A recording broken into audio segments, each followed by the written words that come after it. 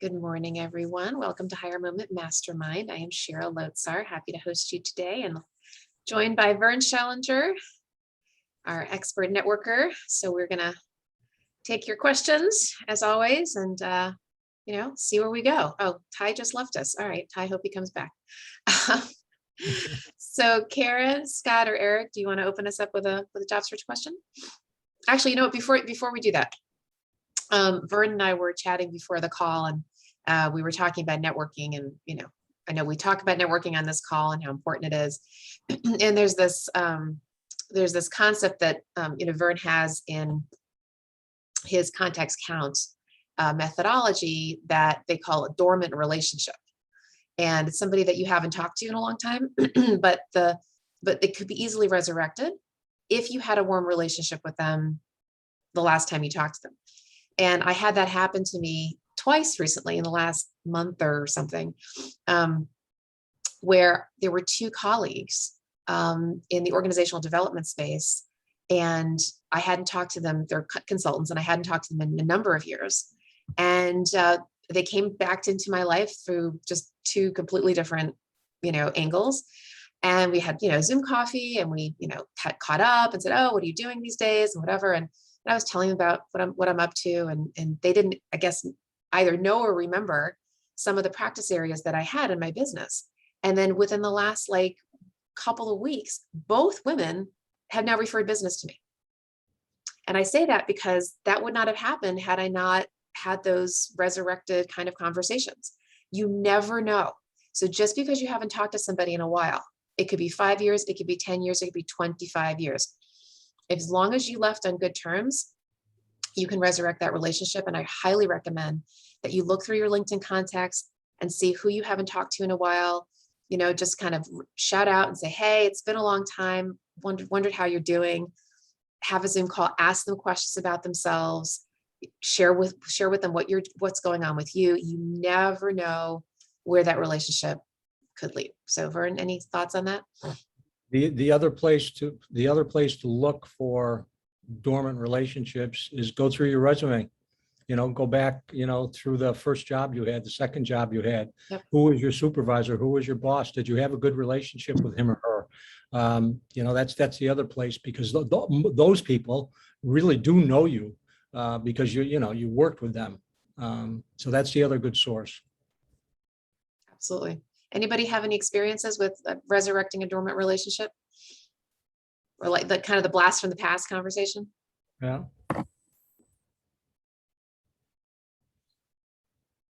Sarah Lynn? Hi. I'm going to, now that I hear this. It was my ex-supervisor's birthday yesterday, and on LinkedIn it announced it. So I'm going to definitely send him a message.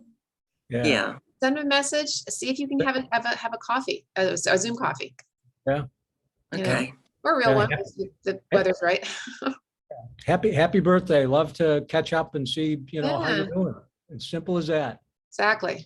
Yeah, that's a good idea. You never know. And Carolyn, also, if you do that, let the group know next week or the following week or whatever, how it went. Okay, will do. Yeah. Yeah. I will. You never know. Just ask them about themselves, what's going on, tell them what's going on with you, and see if you can help them. That's the other thing too, with these kinds of networking meetings. It's not just about catching up. It's like, what's going on in their life? What do they need help with? Maybe they need a connection that you have in your contacts. Maybe they need a resource or whatever. Try to be what's called a go-giver, or you're giving of yourself. You're giving value to somebody else. Okay. Maybe they're hiring for a position that's not right for you, but somebody who might be a good candidate for them. That's right. Okay. All right, good idea. I apologize for being so late. My computer is just acting up. Windows. Okay. All good. We're glad you're here, Sarah. Okay. Yeah. And you were on the JCA meeting, is that right? Yes, I was. Yeah. I was like, guys, I gave a presentation to a job seeker group earlier this week? Yeah, Monday, and mentioned this group, and so Sarah Lynn is here as a result. So we're glad that you're fantastic. Oh, well, I'm glad you benefited. Yeah, it was on LinkedIn. So good. All right. So we're here. By the way, Sarah Lynn, these days we have a very small crowd because so many people have been getting jobs. we used to have many more people, but that also means you guys have much more airtime. So what we do here is we really just let you guys ask open-ended questions on your job search. So since you have the floor, do you have any questions about your job search on anything, any topic whatsoever? Myself and Vern is here to. So I realized after your talk the importance of having as many connections, well, more than I had, which was under 200. So what I did to try and beef up as many first connections and therefore second connections as I could, I just contacted a whole bunch of recruiters and asked them to connect, because recruiters always want to connect. Always. And they have so many connections themselves, Yeah. that I thought that would be the fastest way to increase my second connections. Yeah. And so now I have over 300. Yeah. That was just like in a week. Right. So. Right. Oh, it's a great way to do it. Another thing you can do to get really quick connections. I'm going to go ahead and share my screen here real quick. And show you handy dandy little feature in LinkedIn. So if you go to your what's called the My Network tab, okay, oops. So if you go down here after your any invitations you have, I'll let it scroll. Hold on, it's got to warm up. Okay, so it's people you may know, and it's people you may know, and they divide into different categories: where you went to school, people in similar roles, people in your geography, people in your industry, people, right? All these different people. So go down here and just see, is there anybody here that you actually know, right? Just do a connect. Now, I will tell you that if you do want to connect through here, or if you find the person's name here, you don't want to hit the connect button here. Here's why. If I were to hit the connect button from this page, it would send a generic invitation. I'd like to add you to my professional network on LinkedIn. If I want to personalize it, which is really cool, open the person's profile. Then from this page, you'd hit the connect button. Because then you can send a message. Exactly right. Okay. But it's a really, really easy way to, beef up your connections fast by just seeing who does LinkedIn prompt you with. Okay. And then also I saw people who had the hiring banner on their faces. So I thought they also probably want to connect with as many people as possible. Potentially, probably more people who are in their sphere, their profession, their industry, that kind of thing. Recruiters are a little bit more open to connecting with not anybody, but an expansive group of people. Hiring people, maybe, potentially, but but you're right. You definitely want to have as many first levels as you can, because the more first levels you have, the more second levels, more third levels, right? Your ability to source for opportunities for colleagues is hugely expanded. Right. So yeah. Be careful. There's a 100 connection request limit per week on LinkedIn. Well, they keep saying that, but then I keep clicking on more, and they're fine with it. Like It eventually will stop you. Eventually they will. Yeah, they'll say they'll put up little notes. They'll say, oh, the first one will say, like, nice job expanding your contacts, and the second one will say, oh, you connect with more people than most, and then the third one will say you're almost at your limit for the week, and then I've got to stop. Yeah, and then you have to wait till the next week. Okay, well, yeah, I've gotten like 3 that said you're almost at your limit, right, and I just going. That's the last one. That's the last notice. Keep going. No, then it'll eventually say you've reached your limit. Exactly, it will eventually do that. Okay, you're almost there. Okay, probably like within 10 connections away from that. Probably. Okay. But it's okay. It'll refresh itself again the following week. Okay. Yeah. Good. All right. So other questions? I do have a question. Go ahead. Sorry. Go ahead. No, you go ahead. Go ahead. I applied for a job and when I read the job description, I was surprised to find out the job is under collective bargaining. It is like an office job. Is there any suggestions in interviewing? Is there anything that I should do differently in the interview? That is not my world. Vern, do you have any experience with that? Collective bargaining as in unions? Yes, yes, it's under the union. Is it a federal job? No, it is not. It is a union job. It's a trade pension fund. Oh, I mean, Yeah. usually that's an advantage, but the union person will not be present in your interview. They won't. That has nothing to do with, getting hired. Well, Do I you would- have to join the union if you get the job? Yeah, Do not have to. They said it's available. oh, You get. Great. Or won't they punish you if you don't join? I don't think they're allowed. yeah. actually, it's in the management's best interest for you not to join. So they're just telling you that because it's legally they've got to do, they have to let you know about it. Well, Exactly. I guess what I'm thinking is the management that will interview me will not be union, but my coworkers may be part of the union. Right. The person who Well, you- that's, joining a union is at your discretion, and in order to do so, you first want to find out if it's worth it to you economically. Right. So once you get in, then you ask for all the details.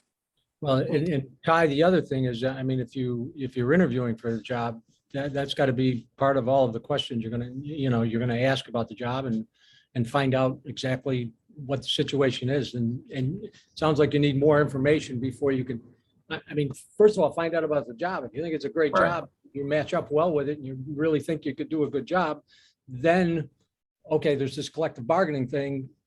Is that a barrier to me for taking the job, or is it just something I need to be aware of and manage? I still want the job, but I've got to manage this collective bargaining, whatever it turns out to be. Right. I would not mention it in an interview.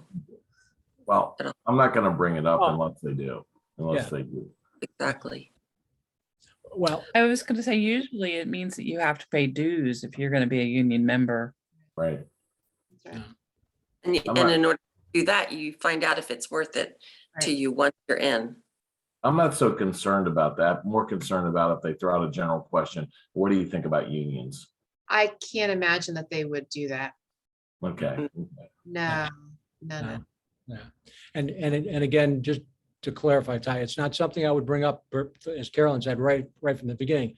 That would be something, go through the interviewing process, find out about the job. Do you like the job? Does it fit with you, the culture of the company? But at some point, if you're going to join that organization, or at the time they're ready to make you're in a second interview or a third interview. I understand there is a collective bargaining, situation here. Could you tell me a little bit more about that? Right, that's it. Or can I speak to somebody about it? That's all. Yeah. Because Okay, if you great. get to the second or third interview, they are interested in you. They are thinking about, this is really someone we could potentially hire. That's right. Great. Thank you. Shira, do you happen to know if the federal government, are they having a difficult time hiring? Is it, have they been impacted by this current environment as other Nope. companies have I been? don't know, and actually, so I'm not a federal government expert. We used for quite a long time, we had a federal government person, a career coach person on this call, many months. And unfortunately, her and her team, they aren't able to be here now. So I can't answer that question specifically. I know the Great Resignation had, quote unquote, has impacted a lot of employers simply because job seekers now often are a little more picky, right? Have more demands, want remote work-life balance, the compensation, purpose and passion, all these different things. So employers are employers, and and if they're looking for unicorn candidates, it can be hard to find that these days, because a lot of people, job seekers, are either they're not qualified for the unicornness, right? Or they're being picky in terms of what they want. And so people are sort of missing each other. It's a very interesting thing. But I will tell you, if you have any federal job search questions, I'm going to put Corliss's name in here. So I know this. you know Corliss? Okay. Well, for anybody else, I'll just put it in the chat box. Fantastic. She is. So Corliss at federaljobresults.com. So Corliss Jackson, Corliss at federaljobresults.com. And I'm saying that for the sake of anybody who's watching this video who can't see the chat. And Shira, correct me, part of the reason Corliss or anybody on her team couldn't be with us is I got the impression they were too busy, Oh, yeah. which would indicate that the federal government is definitely hiring people. Yeah. They're in a much slower, very different manner, but they're hiring people. Yeah. I have a quick question regarding that. I don't know if you know or if you can even comment on. About the time that they stopped attending this, it seems like CNM's association with the federal government help also dropped off. Oh, interesting. Oh, so did Corliss stop? I don't know who was doing it. The only one that's doing it anymore is Okay. Westerbrook or somebody. Is doing Okay. like one program, but Okay. a lot of their government search seminars also stopped. Interesting. Yeah, I don't know. I don't know the connection. I mean, I know that they used to do it, but I don't know. Yeah. Potentially, yeah, because I think Corliss might have just, exited from, her volunteer work because of workload. I'm not quite sure. But they were definitely very faithful to our little community here since we started. So that was really a blessing. Mary, I hope I'm pronouncing that right. Yeah, thank you for holding this. I really appreciate it. I need it. My question is this. I've been pretty much looking for a job since I came off of unemployment. And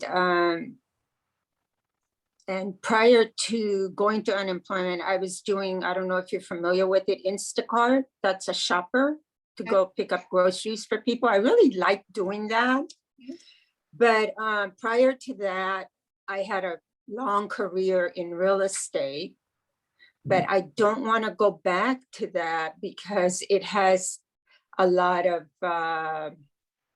attachments to it in terms of like things that trigger me. Mm-hmm. I had some very bad experience toward the end of my career. So I don't want to go back to that. And then given my age, I don't know what to do. So I've been okay, so I can't stand up for more than maybe 4 hours at a time. Then I have to sit down. I can't stand like 8 hours, like at a hamburger place, or not that I even want to do anything like that, because it's difficult for me to go to that after having a career in real estate and being around the business world. Mm-hmm. So I really don't know what to do. Would you have any recommendations as to what possible employers I could be looking at? I do need to work because I have a giant student loan that's going to come due in January, right? Again, because it was put on hold. It's about $200,000 for my kids. That was my mortgage. And I don't qualify for any of the forgiveness type of stuff that Biden is trying to work on. I don't qualify because I didn't work I've always worked, for myself. So do you have any recommendations for a person like myself that would be, I don't want to just start a job and then say, like I did, I started a whole bunch of different jobs and said, oh, this is not for me. Mary, so obviously you're asking a very, very broad question, right? So nothing that we could probably answer on this call because you have a unique situation, you have unique skills, interests, background, all of that. So unfortunately, we wouldn't be able to do coaching with you right here on the spot because it's just too big of a conversation, right? However, if you're looking to earn income more quickly, I would say this wouldn't be what I'm about to suggest is not a long-term career coaching advice, right? Because you really do have to look at your skills. You have to look at your interests. There's a lot more to it than what we can answer right now. However, so I run a community service program called Boomer Works, and Boomer Works is designed to help professionals age 50 plus to re-career into self-employment. And we have on our website a freelancing tab that has all kinds of resources, and I'm about to share my screen. Thank you. Sure. And so if you go to boomerworks.org and then go to the Earn Income tab and go down to freelance job sites. So if you scroll down a little bit here, you can see all kinds of job sites that have opportunities where you can earn free, sort of get into what's called the gig economy. Okay, so or to do some freelance work, all kinds of stuff.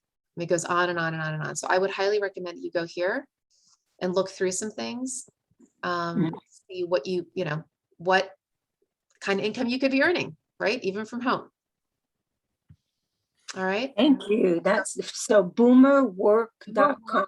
No, Boomer Works with an S.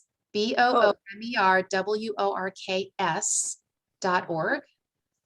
.org. Yep. And then go to our Earn Income tab. And then go down to freelance job sites. Okay. Now, if you actually did decide to really become self-employed, not just do freelance work, but actually ever start a business, we're mostly here for that. And so we have meetup groups that's all free, and you just go to upcoming events, and we have we have an educational program that we do once a month, but then the other part of the month, we do something called a growth group. So our next growth group, which is a peer networking group, is on December 16th. And that's really for people who are in any stage of self-employment, from people like you who are just like, I don't know what I want to do, to people who've already launched. We're here to answer questions. So if you ever want to avail yourself of this, you're welcome to. Thank you. This is something I'm going to definitely look into. Thank you so much. Yeah, you're welcome. Harry, one other suggestion for you, and this is not and I don't know if you have time to do it, as the sheriff said, you're pretty broad question. But you might also consider looking into any volunteer opportunities that are with organizations that you're connected to, or organizations that you believe, their mission is something you're passionate about. That will do two things. You'll start to use some of your skills in volunteering. People will be able to recognize those skills. They may be able to connect you to a potential job lead, or you might find a path based on what you're doing in volunteer work and say, wow, I really like this. This is the direction I do want to go. And now I want to find something that will pay me to do this type of work. Mm-hmm. So. And then, all due respect, Vern, I've done a lot of those, and okay, good. And I haven't had really good experience with them. Okay. So I don't know. It's like one of those things where like, no, not this again. I have to work for free. Okay, and that's fine. That everybody on this call, including myself and Chair, we have to make our own decisions about what we want to do whenever we decide to do something or not to do it. So that's fine. Well, one thing also, no, I've done that. I've done a lot of that. Okay. And yeah, thank you though. That's it. And I'll give you one more resource on my own website. There is I have a bunch of videos from presentations I've done to job seeker groups. If you go to purposefulhire.com and then go to the job seeker tab and then go down to Shira Speaks to Job Seekers. Oops, save maintenance, what? Hello, my server's going through. Okay, here we go. If you go down here, there's a bunch of videos. There are a couple, there's one here that you may want to avail yourself. It's called Discover Your Calling, Not Just Your Career. It goes through an exercise that I call Passiontivity, and it looks at your skills and your career motivators. And it's an exercise, a 4-quadrant exercise that'll help you sift and sort what you want to do, what you don't want to do, and might help you kind of frame a little bit more in terms of what direction you may want to take. So I would avail yourself of this one. And the other one that also has a similar, that has that exercise, but shared, I think, in a different way, is this one down here. Boomers going solo, it's your time to launch. So this one is for the self-employment side, and this one is for just the regular career, but you may want to, watch both. Okay. So one last question, that's interesting. I wrote it all down. One last question is this. What do you think, and I don't know if you've had any experience with this, but what do you think about me starting a new skill, learning? Okay, I'm 64. And I do have a little bit retirement already. I took it at 62. But I know I need to work, and I'm thinking, what do you think for me at my age to start day trading? I mean, people do it, and I've never done it myself, but I know that some people can find it very lucrative. You'd want to work with somebody who can really teach you the ropes. There is somebody in my network who may be willing to talk to you about it, because I think he knows something about it. His name is John Foster. Some of you in this call may know him. He's an active volunteer with CNM. Do you know CNM, the Career Network Ministry, Mary? No. There are a variety of volunteer job seeker groups out in the community like ours. Anyway, so I'm going to share with you his contact information, or his LinkedIn profile. Is it okay if I say you shared it with Absolutely. me? Oh, please. He's a dear. We're a very good friend. Okay. Yeah. So if you just go to John Foster on LinkedIn. And let me see if he's still doing it. Or at least he used to. Pretty sure he is. Every Monday at 6 p.m. and Wednesdays at 12:15. Right. I'm just thinking if he's still doing this whole trading thing. Here we go. Broker dealer market. Yeah. So I think, well, in any event, he will probably be willing to talk to you. I think he knows something about it. Okay. Okay. So Perfect. here's his contact information. John F as in Frank, NET @gmail. Okay, wait 1 second. Leave it for 1 second. I'm gonna. Thank you. There, that's his email. Yeah, I took a picture of it. Okay. Yeah. So Perfect. reach out. He's the only person I know of that might know how to help you. Yeah. Because it's not a lot of money that I really need to make, because it's just me now. My kids are all grown. Hopefully I have four adult kids. Yeah. So, and they want to help mom, and no. Well, help yourself. thankfully Mom's gonna help mom. thankfully there's a lot of opportunities to do little what they call side hustles, little bits of income gathering. Yeah, thank you so much. You're welcome. I'll give him a call, or I'll look him up. Thank you so much. You're welcome. Appreciate it. All right, anyone else have a question? Well, it's been a long time since I've done an in-person interview, and I don't know if there's much. I mean, I know there's a difference with Zoom. Going back to the in-person, is there any tips you can throw at me to say, besides appearance and gestures, what could help me? Well, the first thing I would tell you, Ty, is in an in-person interview, you have to go somewhere. So make sure you know where you're going. Make sure you're on time. Yeah. Give yourself, so that's the first thing. And then the other thing that I would say about in-person interviews as opposed to a Zoom interview is, again, by simply going to a location, every organization, in terms of, while there's a lot of commonality, every organization will have their quirk here or there. They'll do something different, it might be unexpected in terms of the interviewing process, and just be prepared for, something maybe out of the ordinary, but, just deal with it and move on. So a couple other things. Speaking of the commute, so yes, you want to know where you're going, look, traffic, all that, the parking. I don't know what, parking. I haven't parked downtown. I don't know where you're going, but Are you going downtown? Falls Church. All church. Okay, so parking is probably not going to be an issue. Okay. But because a lot of people are not in the office anymore, there's likely no receptionist at the front desk. Okay, so allow for some time with that, and you might be a little awkward, knock knock, and look around the office. You know, I don't know how that's gonna work. You know, ask about masking, right? Ask about that and social distance. Like prepare for that in advance. Are they going to be wearing masks or not, or what, or social Yeah. distance? Or ask about that. Yeah, I would hope they would tell you that, but You just, know, you gotta yeah, think. And then if you're interviewing with more than one person, make sure to make eye contact with everybody when you're answering questions. Okay. And when somebody asks you a question, they're not asking for themselves, they're asking on behalf of the group. So when you're answering the question, make eye contact with everybody. Don't just talk to that one person, you know? And it's also important to bond with people. So as people are asking you questions, you ask questions back.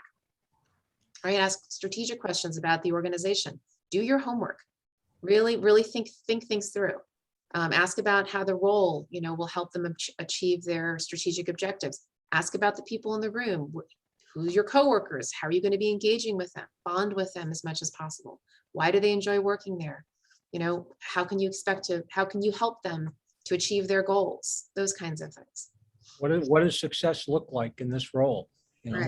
And if I join the organization and I'm doing a great job and supporting you, depending on the people in the room, depending on their functions, what does that look like to you? And listen for their answers. And based on their answers, you might be able then to say, well, that's great to hear. I have a lot of experience in that particular area. And then tell Okay. them a little bit about that, right? Okay, terrific. Yeah. Thank you. Good luck. Thank you. When's the interview, Ty? Monday afternoon. Good. Okay, all right. Yeah, and the attire wise, I would definitely do a full suit. It doesn't have to be white shirt, red tie kind of thing, but I go total professional. Okay, I had a preliminary interview, and I asked them about that. They said no tie, No tie, but nobody tie wears a tie. tie.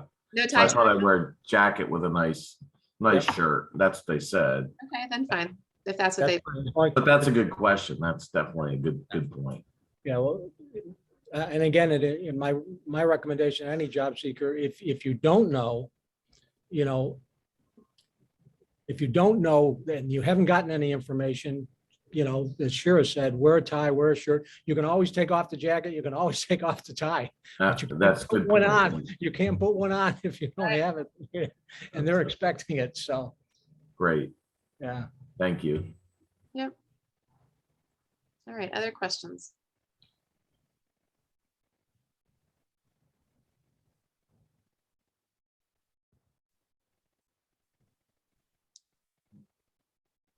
Vern, and do you want to share a networking tip? Well, Shira and I were talking before the presentation, and I mentioned to her an article that was in the Wall Street Journal back in October, written by one of the world's leading authorities, Dory Clark. And the title of the article was, "If you think networking is dirty, you are doing it wrong." And Dory went on to give some great tips about actually how to network.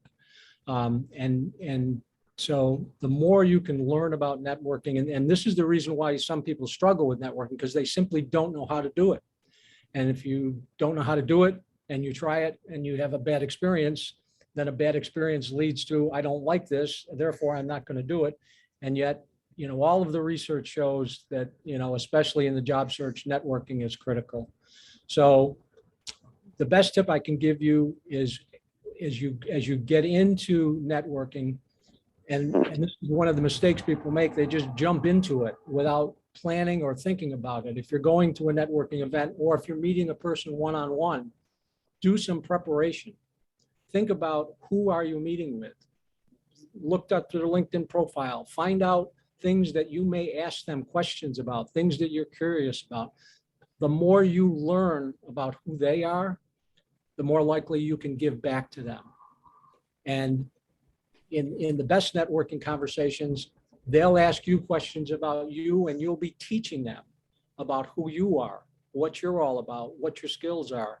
Obviously, as a job seeker, the type of roles and positions you may be looking for. And the more you teach them about what you're looking for specifically as a job seeker, the greater likelihood someone's going to be able to connect you to someone who may, in fact, lead you to a job opportunity. So if you approach networking with the mindset of this is all about teaching and giving, teaching the other person about who you are, what you're all about, and then again, learning as much as you can about them so you can give back. Do you find networking groups? What's the I- question? How do you find networking How do you groups? find networking groups? That's a great question. It depends on what networking groups you're looking for. Right. So are you looking for job seeker networking groups, or are you looking for networking Yes. that specifically? Okay, because the other kinds of networking groups are ones that are in your profession or in your industry. So what's your So- what's your profession, Sarah? Sales, and sales can go, pass through many different industries. Are you in a certain sales industry? I was in publishing. Publishing. As in book publishing? It was little booklets and pamphlets and folders. It was a very specialized company Wow, specializing in social marketing. Okay. And my experience is with working with governments. Okay, gotcha. Wow. Okay, that's pretty niche. For now, let me share with you in fact, I have a PowerPoint slide here. If you just give me a moment, I'm going to find it. I used to share this every time we would have a one of these groups. Let's see here. Give me a moment. Okay, this is a slide of local job seeker groups. CNM is one of them. Okay, guys want to take a picture of this? These are all mostly free. They're all free, okay, except for Sarah Lynn, as you know, JCA is $75 for a week-long career gateway, like a boot camp, but all the rest of them meet weekly for free. And I would recommend that you avail yourself of all of them. And now the Department of Labor, it's called POAC. I'm not sure if they still do weekly meetings or not, but you can certainly. I still do. You do? Okay, great. They do them online now, which makes them easier. How do I The take a thing is now picture? charging a monthly fee. They are? They are. Oh, okay. Mhm. Thanks for sharing that. I've also, And then I joined some groups, and so I can see if they hold any virtual meetup groups or networking. hopefully that helps. There is a group, a networking group called, let's see, is it I4DC? I think it's called. I'm trying to remember what it's called. There was a. So while Shira's looking for that, Carolyn, that's a networking question for you. When you're talking to people, meeting people, you're talking about you're in sales, just simply asking people, you ask that question, are you aware of, you're familiar with any particular professional associations that, salespeople belong to? Again, I don't know one off the top of my head, but Shira and I both know that, boy, almost every industry, every different type of profession has some type of professional association. There's an association of marketing professionals, human resource professionals, training professionals.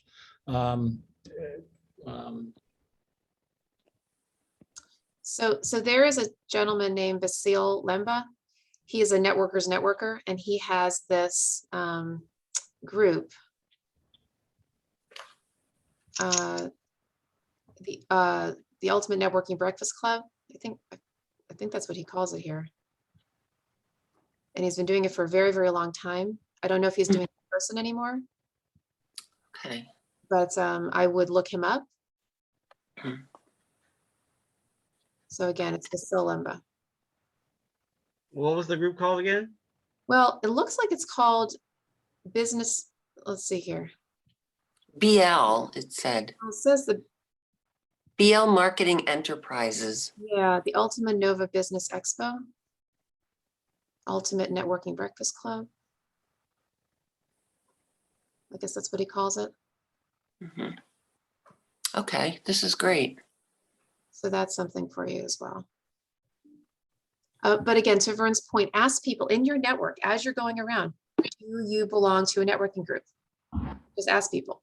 Now, I happen to belong to one that meets every Monday morning. Now, we're all business professionals. We're all in business. Like we all, either have a small business or we're in sales. So it's just so you know, we're not nobody on the call is looking for a W-2 job. You have to just know that. Okay, we're all looking for clients. But in case you're interested, it's called Contacts Create Cash.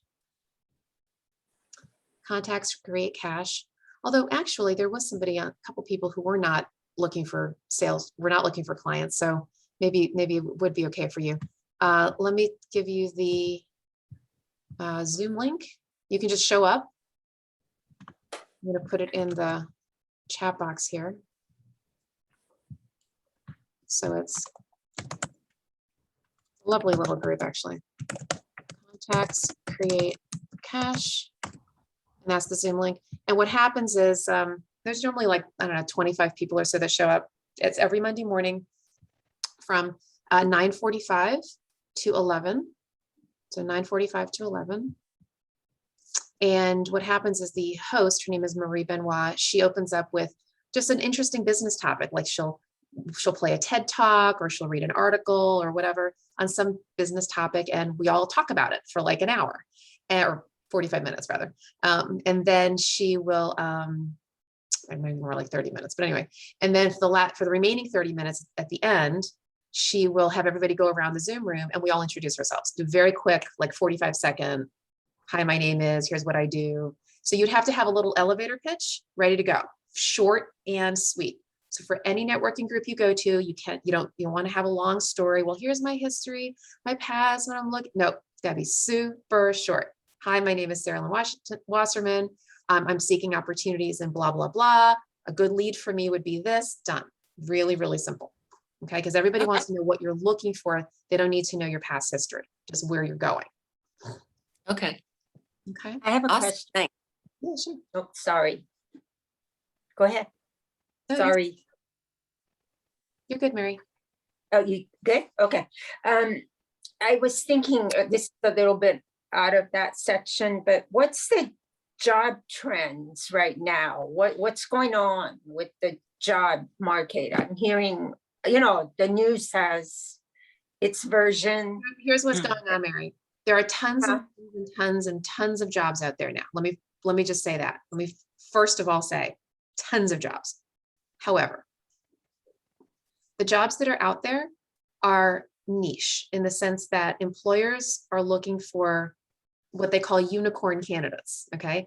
Really very, very specific and specialized people because they don't want to take a risk when they're hiring. So they want people who've sort of been there, done that. They want a person who has already established the skills and has the background in industry that they need, so that the person can slide into the job with minimal ramp up time. That's why there's such a challenge in hiring right now.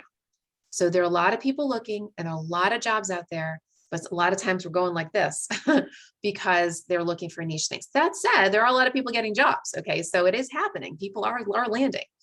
It's just that the employers are finding that it's harder for them to find really good people because they're looking for niche people. On the other hand, if the niche person shows up, it'll happen just like that it can happen quickly because they're looking to make hires. So this is not a year ago. I mean, there's a lot of opportunity out there right now. Wow, you know what? You just answered a big, huge question in my mind because I've been like this, okay? And then like my daughter, one of them, she is a barista at Starbucks. And she's been one since she was like 16 and she's like 28 now. They hired her after, you know, she went kind of jumping and then, you know, went to school and they hired her back just like that at $20 an hour.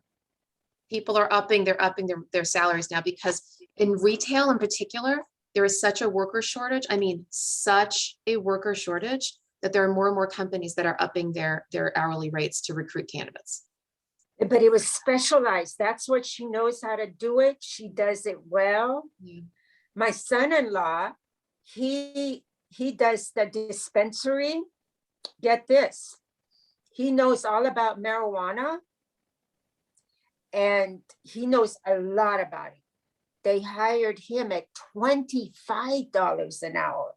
I was like, man, you know, that's, I'm not saying, okay, you know, I know people, I used to make $100 an hour plus, okay? But I'm saying these are kids that are like, they don't even have a college degree. Right. You Yes. know, so yeah, so thank you for answering that because that really tells me why I am not getting hired. Because I'm just like this. Yeah. So what they say in job search, and also whether it's job search or whether you have a small business, either way, you have to actually go narrow, not too broad. When you go too broad, people don't know how to hire you. They don't know what you're looking for. They don't know what your skill set is. They're just, because you're like, I can do anything. Well, if you can do anything, then it's not, they're like, well, what can you do for us? They want to know what they want to know. They want to know what you specialize in. It's like, if you have a leaky faucet, you're not going to go to the general handyman. You're going to go find a plumber. You want someone who fixes leaky faucets. Okay. So well, you want to figure out what it is that you really want to do and then brand yourself that way. On your LinkedIn profile, you want to have very specifics, what you want to do. Your resume needs to be customized and branded toward the thing that you want to do. When you're networking, you got to tell people, this is what I do. This is what I do. This is what I do, or what I want to do. So people can help you find the next thing. If you're all over the place, then nobody kind of knows how to help you. That's why watching. Well, see, that's my problem. It's like, I have so much experience. I get it. And so okay, those videos that I share with you are going to be really helpful, especially this exercise that I call Passiontivity. It's a 4-quadrant exercise. I'm actually going to show it to you right now. This is something that you'll see on the videos.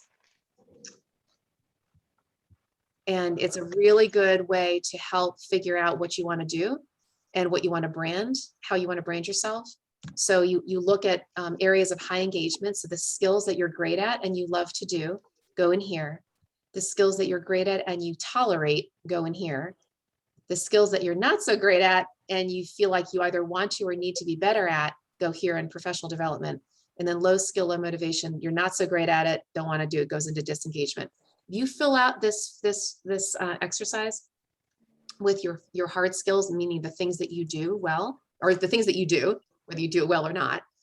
This can really help give you more clarity on how to figure out what your next step is. And again, the videos that I share with you, especially the one that says discover your calling, not just your career, I talk it through, right, to teach you how to really do something with this. So I'm a just so you know, I'm a career coach in one of my practice areas, and I do this, you know, with clients, right? So I'll have like a 2-hour conversation and we'll take this exercise and we'll flesh it out and all that kind of stuff. If you're looking for more DIY, like do it yourself, you know, feel free to take this and again, watch the video, maybe sit down with a friend, a colleague, what have you, and talk it through so that you could get some more clarity on what you want to do next.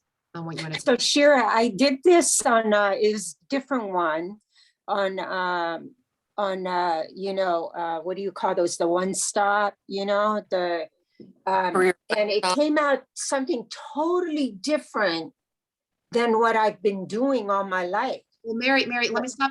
Mary, let me stop you right there. What you likely did was something a little bit more of a standardized test. This is not that.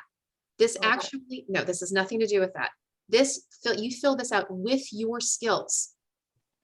It's not a standard, it's not a drop-down menu. It's not you put your skills in these boxes, the ones that you know how to do. Okay. Only the ones you know how to do. And you divide them up based on what you're good at, what you're not good at, what you want to do more of, what you want to do less of. They're your skills. Okay, Shira, one last question. one last, okay, say, I'm done with that. Maybe I should just hire you. You certainly Yeah. can, like, Yeah, but okay, so I'm done with that. Let's say I'm done with that because I've done, I mean, my whole living room is, you know, things I've done, right? But then I don't know where to go from there. well, that's it. So that's why, again, if you like to work with me, you're certainly welcome to. Vern also does coaching, by the way, just letting you know.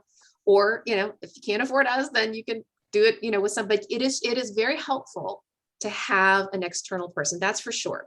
What it's, you need whoever it is, it needs to be an objective person. Whether you hire somebody like us or whether you have a friend, you know, somebody's got to sit you down and help you analyze that information. You're right. It's very, very important to have an external objective person to listen to you and reframe it and say, Mary, what I'm hearing is you're getting a lot of passion out of these skills, not so much passion out of those skills. And these skills can translate into this kind of work. So yes, it is very helpful to have an external person. So I'll Thank put, you, yeah, because put my thank you so contact- much. I'll put my because contact. I feel like I can still give at least 10 good years to an industry, or, you know what I mean? Sure. Sure, Yeah. sure. And Vern, let me put yours information in here as well. What's your email address again, Vern? Hmm. Your email address again? ccvern39@gmail.com. Okay. All right, so you have both of our contact information here, Mary. So however we can help you, okay? Thank you. You're welcome, you're welcome. I have something that's not exactly a question. It's something really interesting I just learned last night on LinkedIn.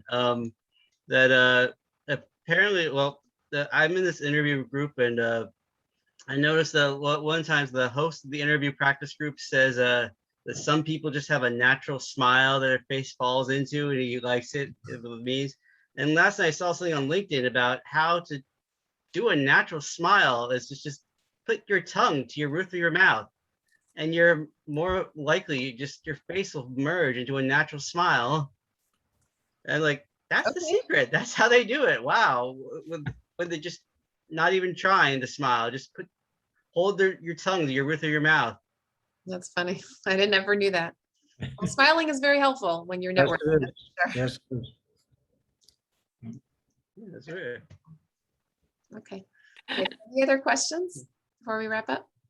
Do you guys have anything else for us? I mean, like that would help us, like, We got all kinds of stuff. How long do you have?